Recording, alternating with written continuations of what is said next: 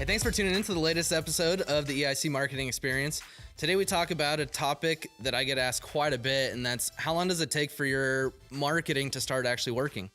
So today we're going to talk about setting up a realistic marketing timeline for your business, as well as some important factors to consider when doing that.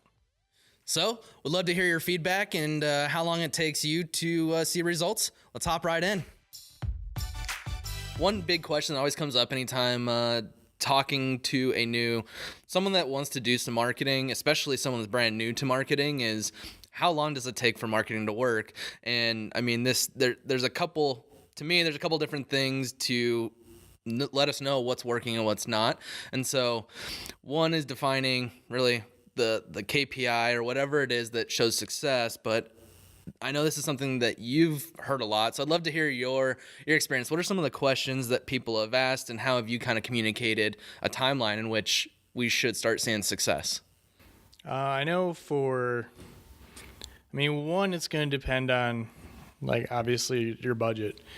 Because for me, it's kind of like the first step in it is you're going to turn the marketing on and you're going to get data. And then from there, you can find out what's working, what's not. Depending on how big a budget is, really kind of gives you somewhat of a timeline in that you can only get so much data if you're spending $2 a day. Versus if you're spending, 50 to 100, you're going to get a lot more. So you might be able to start making changes sooner. But to me, the one way I'd explain to people is at first you're going to be getting data. We're just going to let it come in and see what happens. And then from there, we can look at it and make changes. And like I said, depending on the budget or what we're all running, it could be 2 weeks to a month. That's a good amount of data to kind of just see what's happening, to kind of get that baseline, essentially. Yep. Yeah. No. Love it. Because it's in my mind. I was trying to come up with a time frame, and I'll get into that in a second. But you bring up a good point, and in my mind, it is a timeline. If someone has been spending for a while, at least we have data to start working with. Right. And a lot of where these questions are coming from are people that have never spent $1 in marketing. And so when you have someone that has been spending money, you have historical data to go off of to say this keyword or this audience, this creative works, this doesn't. And so you can find that success a lot quicker. For those that have never spent $1 in marketing, it is a lot of getting the data back, and data costs money. And so really it's an investment. And so, someone brand new, as long as you have a decent budget, and depending on what type of industry you're in, that number will be different. But yeah, essentially how I've been kind of articulating it is the first month is pure, we're just testing a ton. We're going to hit every audience we can. We're going to, come up with messaging. But after that first month, we'll really start seeing this audience is working, this one is not, and this messaging is working. And essentially we start identifying what's working and what's not, so that we can pull back on the reins on what's not working and reallocate those dollars to what is. Now, in my mind, it's the first month is not going to be ROI positive, because it is a lot of data collection and figuring out what it is. But the moves that you make after that first month are what's going to dictate, are we going to break even or see ROI in month 2? Because then it's the goal is, if you're not seeing an ROI the second month, we have enough data to start optimizing to where we can break even. And then we start even seeing more within these audiences, what messaging, what platforms are working better, so we can optimize even further. And so month 3, 4, 5, that's when you start seeing the ROI. And I know that's, as a business owner, as someone that's in marketing, that's not an answer that most people want to hear, but it is realistic, and it just takes some time, especially if you haven't done it before. And so, what are your thoughts on that timeline? And what do you think? No, I think that's almost exactly the same in my mind, just because even if someone has been running and you start working on it, or they go from a different company to you, you don't know what you can see the data, so you can you have something to base what you set up on, or like make some changes in the beginning, but you're still seeing what works from that. Because like you don't know what they were thinking, what their plan was for it or anything, so you're just kind of like a data dump. You look at it all, you're like, well, I think this is what they were doing. Yeah. And so even if they have been running, like it gives you kind of a little bit of head start, but you're still testing everything out. Yeah, because there's so many variables in these platforms. It's like you can audit and try and see what someone else has done, but there's so many different variables, and it's tough to, what was the thought process that other person was going through? So yes, it is directional, but it's not like, hey, because you've been running, where things are going to be perfect from the beginning. I guarantee it that after we audit, we'll be able to shift performance to a little bit better, because after we audit, I mean, we're going to see some low-hanging fruit, but it's not going to be like you go from 1x ROI to making millions of dollars. And I mean, it is directional, but there's still that learning curve. And even like there's no one path that works. Like, I mean, anyone that's tried marketing on their own, like you can't just go to like one website, see how they do it, put it up that way, and it's going to work every time. Like, you're still going to be testing different ways. And like I said, if someone was running something before, like that way may work, but you might not think that way, and you have other ideas that might work just as well, if not better, just because there is no one set plan that works, especially with the differences, like you said, different variables of like industry, we got budget, season, like there's so many different variables. Yeah, and you brought up a really good point.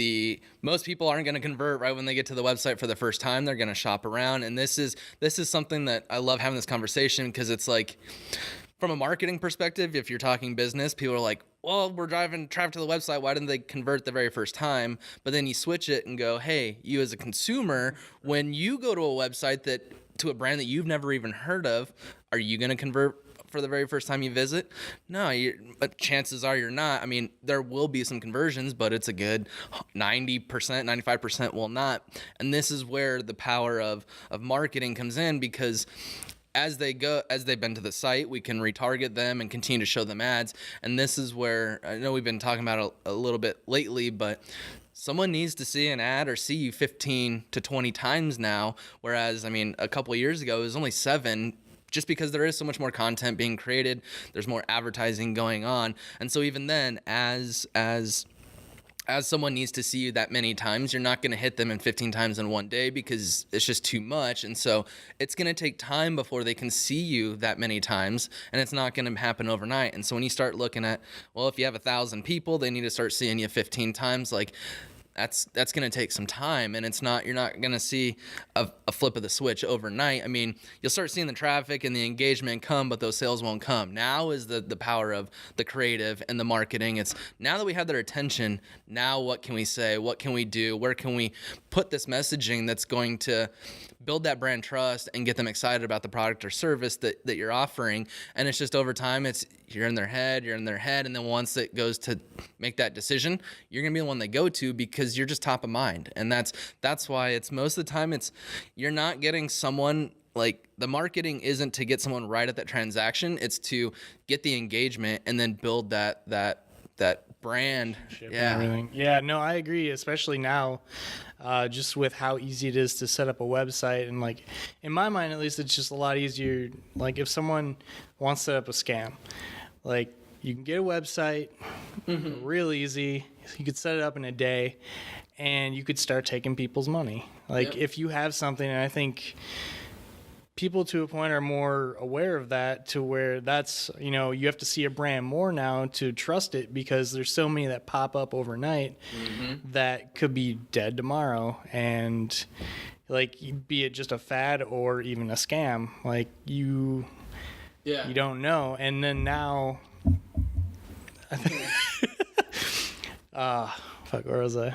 And I like your point too. Like, that's where you kind of have a journey for them. So like, they may see you in a video, and I think it's helpful to plan, like, kind of put yourself in their shoes and be like, well, then I saw this video, and then you have like a search ad, and then like a remarketing ad, instead of just, I put $100 on search and nothing worked. Yeah. Like, kind of look at it that way in a journey to like building that relationship with these potential customers versus, well, they saw my ad, they clicked and they didn't buy, so I'm shutting everything off. Yep. Yeah, and it's love where you're going with that, because this is communication. This is a conversation.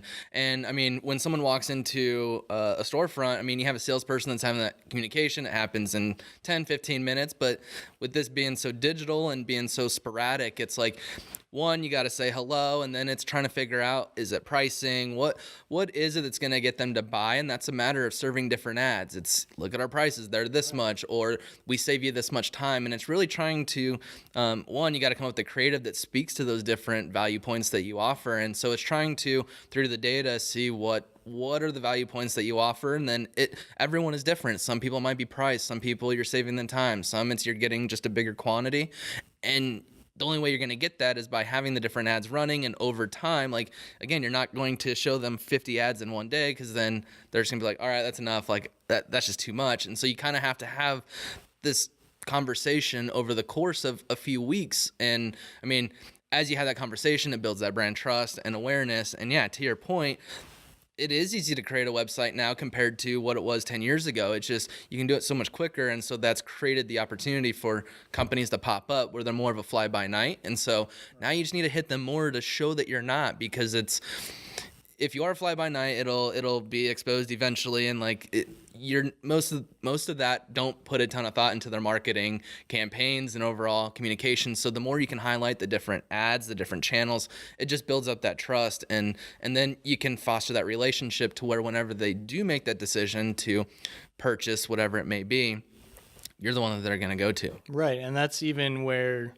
like that planning, like I was talking about, where like you don't have just one general ad for everyone that comes in, because now that instead of shopping around, you don't have to go to like 6 different stores and take like a day. Mm-hmm. You can do it in like 10 minutes, just hitting the back button.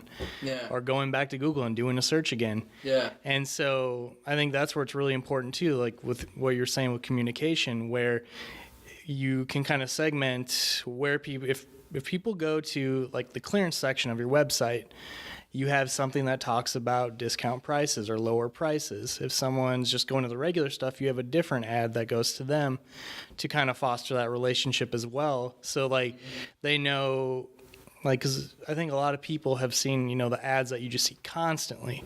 And it bothers me, especially after I've already bought something from them, that like I see the same thing over and over, that I know they're not really doing much with their marketing, because I've already bought from you and I'm still seeing the same ad for the thing that I already bought.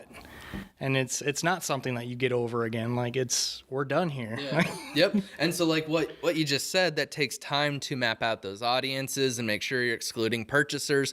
And then even then, it's the people that have purchased. How are you nurturing them to create that additional revenue over the course of the month, the year? And exactly. And it all comes down to having that communication. It takes time to figure out what are the conversations that are working and what are the conversations that are not. And this is based off of the creative that we're sending out there. And then as we're getting the data back and seeing what's working and what's not, that's how we start doing better. And essentially that's why it doesn't happen overnight, is because what goes into it is the creative, the messaging, the audience, the platforms that we're on, Google, Facebook, Instagram, LinkedIn, whatever it may be.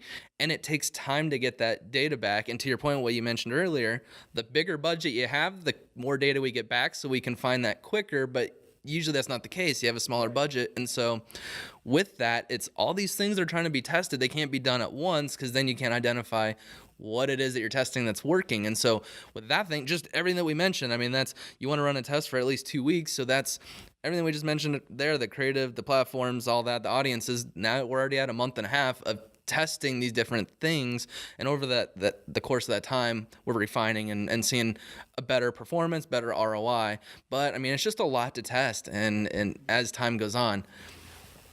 And so what's one of the biggest mistakes that you see whenever people are dealing with budgets and they are just launching? Just not having the expectation, or like not being prepared, like with this whole conversation that we're having. Like, they don't know what all goes into it. They don't know what the plan is. They just think it works. Like, if people go on to like Google AdWords or Google Ads now, they go on, they hear of a friend or they see an ad, like, you know, maybe they did really well with it. Mm-hmm. And if they're in the same industry or something, they're probably not going to tell them everything they did. So they go on to it expecting it to work awesome. They throw a bunch of money at it, run it for a week, and they might get something, but they don't get what they thought they were going to.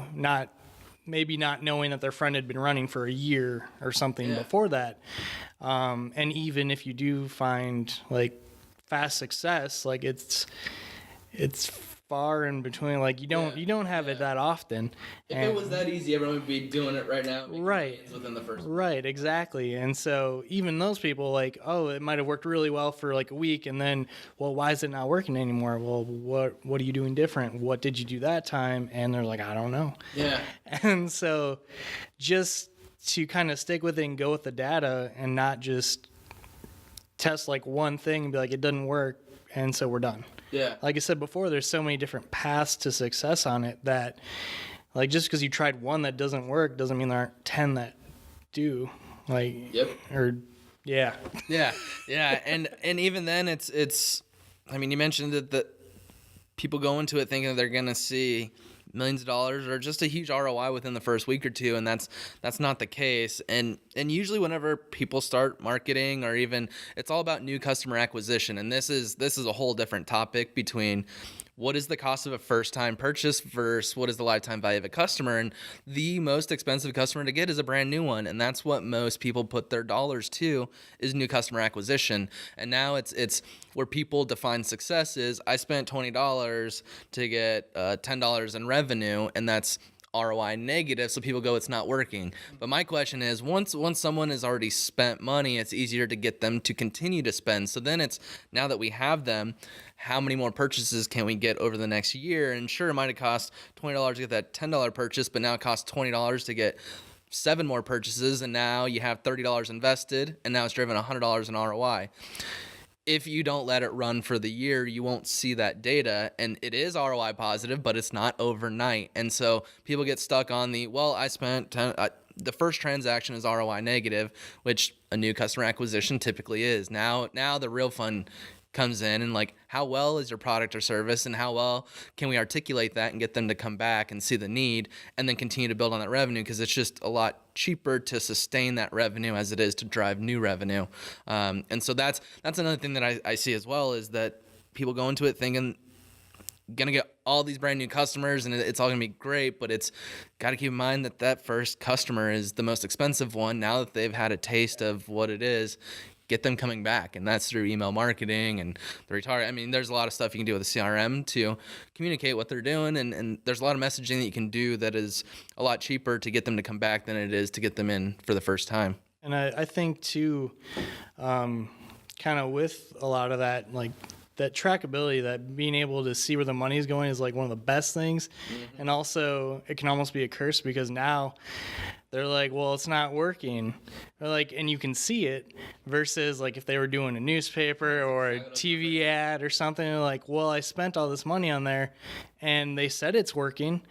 And you might have saw an uptick in traffic, but you don't know if it's from that ad. You don't know if someone told someone about it randomly and more people came to your website or your store or whatever. And so it's, if people see it's not working, they're quicker to turn it off, versus they don't know if it is or isn't, so they just trust it. Exactly. And so, yeah, I mean, the moral of the story is digital is great. You can track everything, but at the same time, it's a double-edged sword, because you can quickly identify what's working and what's not, and you can pull the plug too early. And so what it all comes down to is, like, you're in business to build it for a long time. Most people are. And so just because you test marketing for a month and you don't see a direct ROI, like, to me, it's, I mean, it probably sounds cliche because we're a marketing company, but it should be part of just an investment. And like, one thing I'd say is, if you're thinking about doing marketing, don't try and put everything into that first month, spread it out over a couple months, because again, it's a lot of data collection. We got to do some optimizing. So if you do it all the first month, now we have the data, but now it's like you have no more budget to do better with that data. And so what I would say is if you're going to be doing this, and again, it should be a monthly investment because it's going to grow. It's going to get some legs. It just takes time. But if you just want to quote unquote test the waters, to figure out a budget, but don't allocate it to 1 month. Try and spread it out over at least 3 to 6 months, because then you give it time to actually hit people 15, 30 times so that they can remember you and come back in. You can figure out what messaging is working, what's not, what platforms are working, and just it gives you more at bats the more time you have, and to allow that data collection. And so, instead of throwing all 10 grand in the first month, maybe go 2 grand a month, but spread out over 5 months or whatever it may be. And you're going to see success better that way than, yeah, sure, let's throw it all the first month. Yeah, and I think you kind of hit one really important part to it as well, is just optimizing it. Like, you can't just put it out there and, like, even if you keep going, if you see it's not working and you think you're just collecting data, like, if you don't actually look at it and optimize it at some point, like, you're wasting your own money.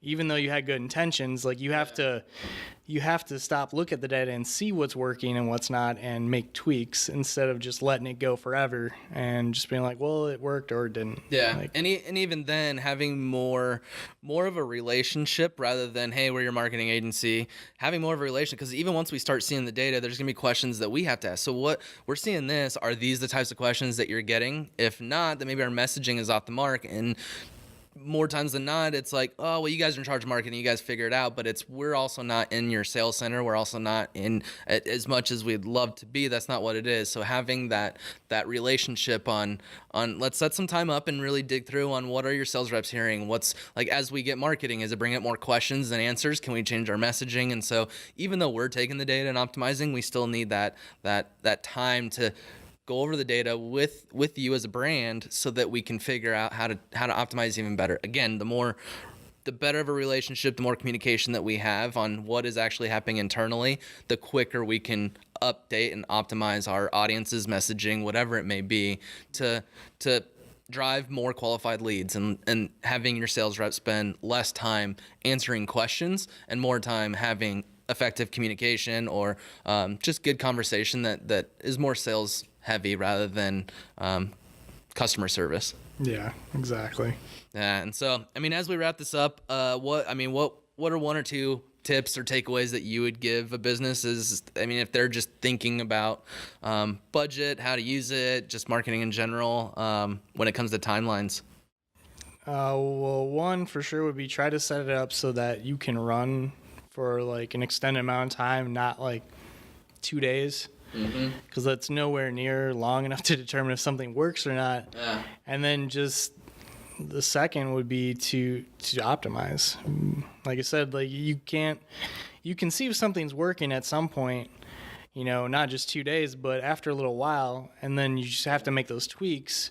Like, nothing's going to work perfect right away. It's almost like if you're maybe drawing something, you have a sketch, and then that gets a little bit better, and then, you have a perfect painting or something. Yeah. Like, it doesn't start off perfect right away. You have to work at it.